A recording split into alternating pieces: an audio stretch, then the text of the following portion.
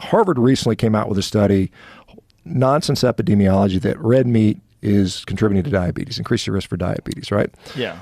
And this is a study done by Harvard. Walter Willett has been the chair. He's been vegetarian. He's been conflicted for years. But basically what they did was they said, well, we're going to count lasagna as red meat. We're going to count sandwiches as red meat.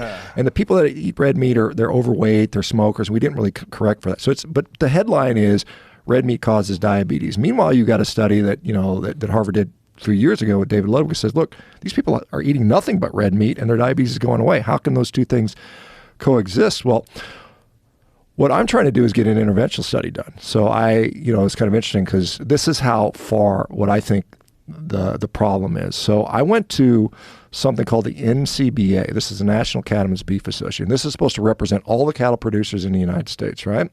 And there's something called the beef checkoff. You remember that? Beef, it's what's for dinner. You remember that thing? It was like Robert Mitchum back in '92, and then I think Sam Elliott. They got great voices, right? Beef, it's what's for dinner. That type of thing. So this is what they're supposed to do. So they collect. As part of the beef checkoff, like every time a cow moves in the United States, like if you're a cattle rancher and you sell your cow, you got to pay $1. If it goes to a slaughter facility, it's got to pay $1. If it goes to a feed yard, it's got to pay $1. So every year, and there's like roughly we slaughter about 34 million head of cattle every year in the United States, which, interestingly, India slaughters more cattle than we do, which I didn't know that, but they do. Yeah, they slaughter 38 million head of cattle every year. And you think about India, that's like they're all vegetarian and eating cows. They export most of that, but they have the biggest herd of cattle in the world in India. There's 300 million head of cattle in India. That's insane. I thought. Yeah. So United States, they're sacred. Well, they are in some parts of India, right? But they actually slaughter more cattle in India than we do in the United States.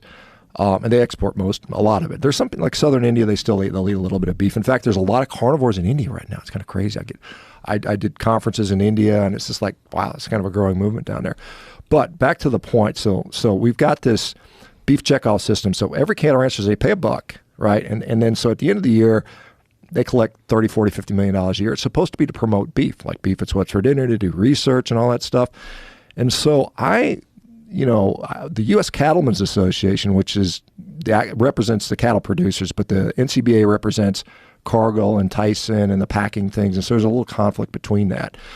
But they have all the money, and I went to those guys to the beef checkoff, and I said, hey, look, we want to spend a little bit of money to do a study on beef versus diabetes because we know the results are going to be. The people are they're going to go on an all meat diet or a close to all meat diet, and their diabetes is going to go away. It's simple, and it takes all the confusion out. Because whenever you do, you hear all these dietary studies, it's like, oh, but he was eating hamburgers and French fries, and there's all this confounder. Right. So it's like you can't really test it. I'm like, the perfect way to test if meat is healthy or not is to just put them on a damn carnivore diet and see what happens. It's the only way to test it. Because if you do an epidemiology study and you don't account for sugary drink, Coca-Cola, bread, pasta, lasagna. Yeah, that's what Harvard did recently. They didn't account for sugar intake when they said beef causes diabetes. I'm like, you got to be kidding me. You're not even counting sugar? That's so crazy. Right, but they get this published, and this is really bad science, and guys like John Anitis, who's one of the most cited scientists in the world, has basically said, all this epidemiology we're doing, we're just wasting money. It's not telling us anything. This is all garbage. But they keep doing it over and over again because they generate headlines, the